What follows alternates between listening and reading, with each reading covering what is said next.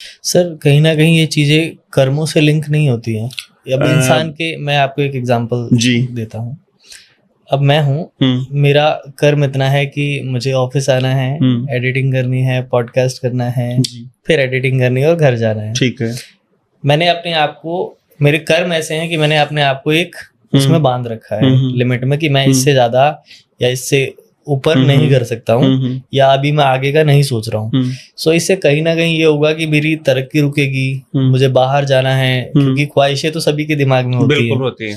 मुझे बाहर जाना है, मैं नहीं जा पाऊंगा, ठीक है, या मुझे कुछ और करना है, मैं वो नहीं कर पाऊंगा। तो क्या मेरा ऐसा मान लेना कि मेरे ऊपर कोई बंधन या किसी ने वो बंधवा रखा है, क्या ये सही है?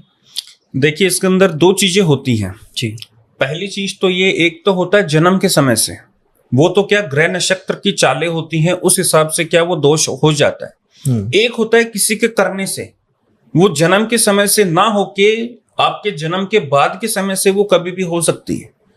कब क्या, कौन सी, किस अवस्था में, किस उम्र में करवा दे, उसका कोई ज्ञात नहीं रहता। उसको पता करना होता है कि मैं ये अपने कर्म कर रहा हूं, अच्छे ढंग से कर रहा हूं, मैं मेरी मेहनत कर रहा हूं, मेरे को फल क्यों नहीं मिल पा रहा है। तब इंसान को ज्ञात होता है कि क्या हो सकती है।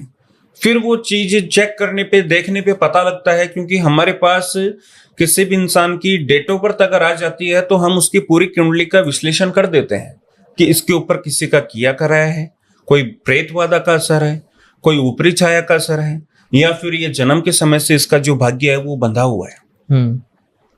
तब जाके उसका विश्लेषण होने के बाद उसको समाधान दिया जाता है।